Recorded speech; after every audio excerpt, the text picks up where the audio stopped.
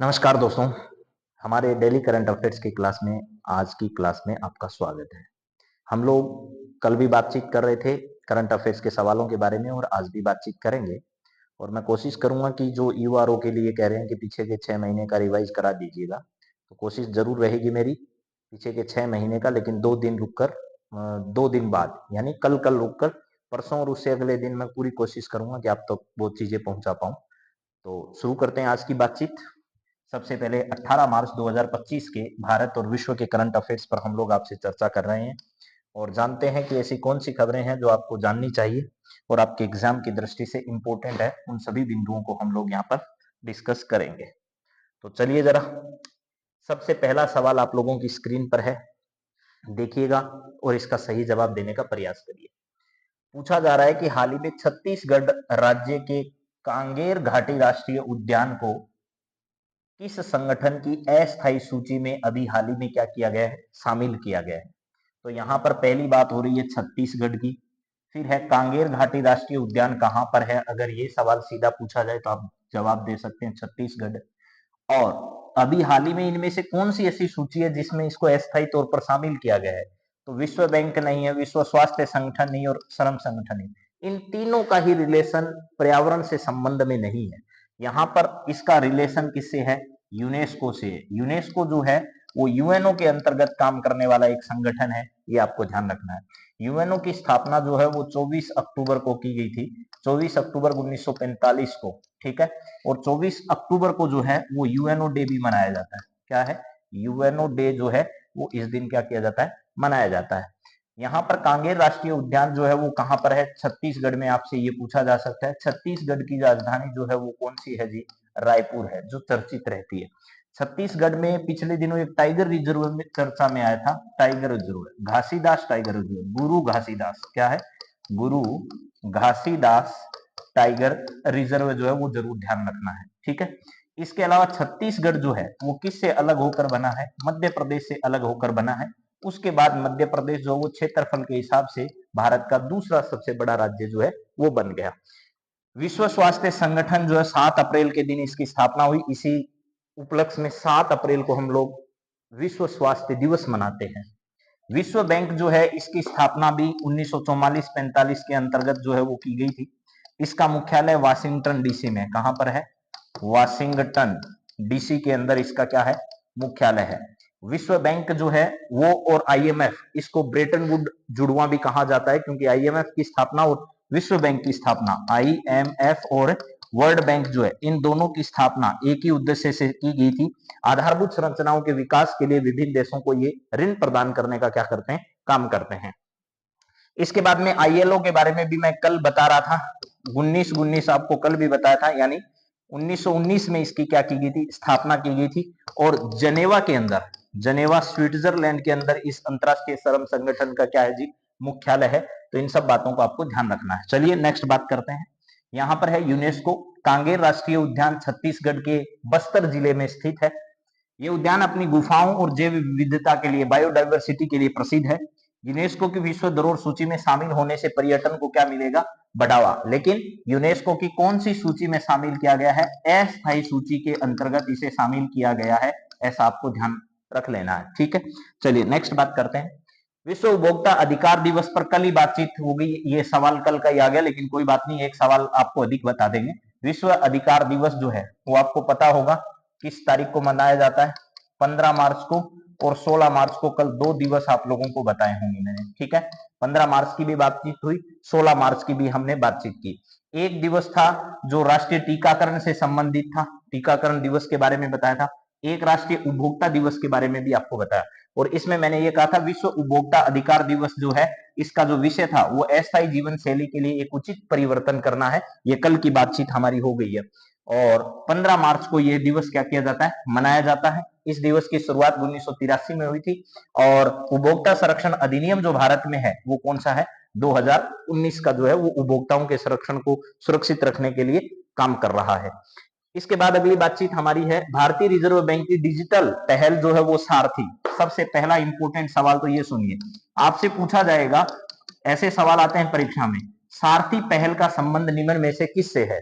ठीक है। सारथी पहल का संबंध किससे है? तो इसमें विभिन्न ऑप्शन दे सकता है, वर्ल्ड बैंक दे सकता है, आरबीआई दे सकता है, आईएमएफ दे सकता है, यूएनओ दे सकता है। तो आपको पहली बात को ध्यान रखना है, आरबीआई द्वारा संचालित एक पहल है जो क्या है? सारथी है।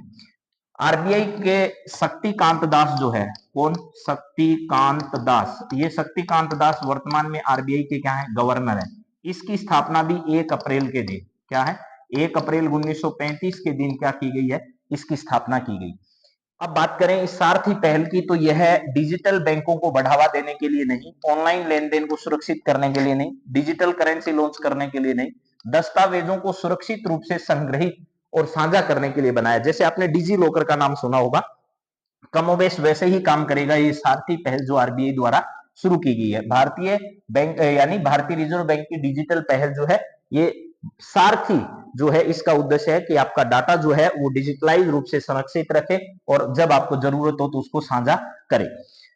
अगर बातचीत करें आरबीआई के बारे में, तो ये 1935 में 1 अप्रैल के दिन स्थापना हुई। इसका मुख्यालय जो है वो देश की आर्थिक राजधानी मुंबई में है और सारथी पहल डिजिटल इंडिया मिशन का एक क्या है? हिस्सा है। डिजिटल इंडिया पहल भारत में चलाई जा रही है, उस पहल के तहत इसे शुरू किया गया है। नेक्स्ट बात करते हैं, तेलंगाना में स्थित मुदुमल के मेनहीर या खड़े पत्थरों की को किस संगठन की अस्थायी सूची में शामिल किया गया? तेलंगाना आ गया। अभी अस्थायी सूची में आपको बताया था छत्तीसगढ़ का एक राष्ट्रीय उद्यान जो है वो भी बताया। अभी बात कर रहे हैं अपन मधुमल के मनिहरी या खड़े पत्थरों को जो है, यानी तेलंगाना में एक जगह ऐसे खड़े पत्थरों से कुछ आकृतियां बनी हुई है, उनको अभी हाल ही में यूनेस्को की क्या की गई है? विश्व धरोहर सूची में शामिल किया गया है। यूनेस्को की विश्व धरोहर सूची में अस्थायी तौर पर उनको क्या किया गया है? शामिल किया गया है। तो अब ये अस्थायी तौर पर अगर शामिल हो गए तो यूनेस्को इसका सही आंसर होगा। अभी विश्व बैंक की बात होगी, विश्व स्वास्थ्य संगठन की बात होगी, आईएलओ की बात होगी, तो बार बार इन पर चर्चा नहीं करेंगे। यूनेस्को आपका सही आंसर होगा। यहां पर है मधुमल के मनिहरी, तेलंगाना राज्य में क्या है? स्थित है। ये पत्थर प्राग ऐतिहासिक काल के हैं और ऐतिहासिक महत्व रखते हैं। यूनेस्को की विश्व धरोहर सूची में शामिल होने से पर्यटन को बढ़ावा मिलेगा। यहां लिखा है प्राग ऐतिहासिक काल। आपको पता होना चाहिए, हम लोग जब इतिहास को पढ़ते हैं तो उसे 3 भागों में बांटते हैं, ठीक है। उसको 3 भागों में ऐसे बांटते हैं। पहला बांटते हैं प्राग ऐतिहासिक काल, दूसरा हम लोग उसे विभाजित करते हैं आद्य ऐतिहासिक काल, और तीसरा हम लोग उसे विभाजित करते हैं ऐतिहासिक काल के अंतर्गत। इन 3 कालखंडों में पढ़ते हैं। इसके अंदर हम उसको वापस 3 भागों में विभाजित करते हैं। पाषाण काल, पूरा पाषाण काल, मध्य पाषाण काल, ऐसे 3 भागों में विभाजित करते हैं, ठीक है। पूरा पाषाण काल, मध्य पाषाण काल और आद्य पाषाण काल या नव पाषाण काल उसको बोलते हैं, ठीक है। तो ये स्टोन एज और मिड स्टोन एज, इस प्रकार के 3 अलग अलग विभागों में उसे विभाजित करते हैं। और ये जो कालखंड का विभाजन है, इस कालखंड के विभाजन के आधार पर ही पूरे इतिहास का हम लोग अध्ययन करते हैं। तो यहाँ पर प्राग ऐतिहासिक काल का मतलब सबसे पुराने कालखंड के बारे में बातचीत हो रही है, यानी कि शुरुआती तौर पर जब हमारे यहाँ पर इतिहास के जो साक्ष्य हमको मिलते हैं वहां तक की बातचीत ये कर रहा है। तो ये बात आपको ध्यान रखनी है। हाल ही में भारतीय बीमा विनियामक और विकास प्राधिकरण इरिडा के बारे में बात हो रही है। भारतीय बीमा विनियामक विकास प्राधिकरण जो है, इसके बारे में बातचीत, किस कंपनी को पुनर्बीमा परिचालन के लिए पंजीकरण प्रमाण पत्र प्रदान किया? यानी भारतीय बीमा विनियामक और विकास प्राधिकरण का मतलब बीमा एजेंसियां जितनी भी है उन पर रेगुलेट करने का। जैसे सेबी का नाम आपने सुना है, शेयर मार्केट में कितनी भी कंपनियां काम करती है उनको रेगुलेट करने का काम जो है वो सेबी के द्वारा किया जाता है। ऐसे बीमा सेक्टर में जितनी भी कंपनियां काम कर रही है उन सबको रेगुलेट करने का, उन पर सब पर अंकुश लगाने का काम जो कर रही है वो कौन है? भारतीय बीमा विनियामक और विकास प्राधिकरण है। इसने ऐसी कौन सी कंपनी है जिसको पुनर्बीमा परिचालन के लिए पंजीकरण प्रमाण पत्र, पुनर्बीमा का मतलब हो गया ये ए व्यक्ति है, इसकी बी ने बीमा कर दी, ठीक है, तो फिर इस ए की किसी तीसरी एजेंसी के द्वारा कर दी जाए या फिर बी की कर दी जाए तो इसे पुनर्बीमा कहते हैं। यानी बीमा जिसने कर दी उसके बाद में वापस बीमा करना, पुनर्बीमा परिचालन का पंजीकरण दिया है। वैल्यू एक्टिस insurance limited, life insurance, national insurance, united insurance. तो इसका सही आंसर जो है वो है वैल्यू एक्टिस री इंश्योरेंस लिमिटेड जो है, री इंश्योरेंस नाम में ही छुपा हुआ है, आपको याद करने की भी जरूरत नहीं है। री इंश्योरेंस लिमिटेड है। इरिडा की स्थापना 1999 के अंतर्गत की गई थी। इसका जो मुख्यालय है वो हैदराबाद में, यानी बीमा कंपनियां जो है उनको विनियमित करने के लिए, रेगुलेट करने के लिए काम करता है। हैदराबाद इसका मुख्यालय है और हैदराबाद भी कहां पर है जी? तेलंगाना के अंतर्गत है। कहां पर है? तेलंगाना के अंतर्गत है। पुनर्बीमा का अर्थ है कि बीमा कंपनियों का बीमा करना। जैसे एक कंपनी ने किसी की बीमा की, इस कंपनी की बीमा करना जो है वो पुनर्बीमा है, जो कि मैंने अभी अभी समझाया आपको। अगला सवाल आपकी स्क्रीन पर जो है वो है, हाल ही में शिक्षा मंत्रालय जो है इसके द्वारा कौन सी योजना शुरू की गई है? तो डिजिटल इंडिया मिशन इसके द्वारा शुरू नहीं किया गया, स्किल इंडिया पहले से चल रहा है, मेक इन इंडिया पहले से चल रहा है। तो इसका सही आंसर है प्रधानमंत्री युवा योजना, पीएम युवा योजना जो है, ठीक है, पीएम युवा 3.0 जो है ये योजना शुरू की गई है। ये ग्रेड फर्स्ट की तैयारी करने वाले जो लोग हैं वो अच्छे से इसको ध्यान रख लेना, ठीक है। शिक्षा मंत्रालय जो है केंद्रीय शिक्षा मंत्रालय, इसमें कौन मंत्री हैं तो इनका भी ध्यान रखना है। आप लोगों ने कई नाम सुने होंगे, जिसमें से एक नाम है धर्मेंद्र प्रधान। क्या है जी? धर्मेंद्र प्रधान इस विभाग के मंत्री हैं और पिछले 5 साल भी धर्मेंद्र प्रधान के हाथों में ही शिक्षा मंत्रालय रहा था। तो पीएम युवा योजना जो है, प्रधानमंत्री युवा योजना, इसको अभी हाल ही में शिक्षा मंत्रालय द्वारा क्या किया गया, लॉन्च किया गया। यह योजना युवा लेखकों को मार्गदर्शन देने के लिए क्या की गई है, शुरू की गई है। शिक्षा मंत्रालय भारत सरकार के अंतर्गत काम करता है। इस योजना का उद्देश्य साहित्य और लेखन को क्या करना है जी, बढ़ावा देना है। इसरो ने जनवरी 2015, यहां आया है इसरो, जनवरी 2015 से दिसंबर 2024 के दौरान विदेशी उपग्रहों का प्रक्षेपण करके कितनी विदेशी मुद्रा का राजस्व अर्जित किया? आप अंदाजा लगाइए कि इसरो जो है, इसरो ने दूसरे देशों के क्या किए, सैटेलाइट लॉन्च किए, और उन सैटेलाइट से हमको क्या हुई, इनकम हुई, यानी आय हुई। तो लगभग कितनी विदेशी मुद्रा का उससे संग्रह हो चुका होगा?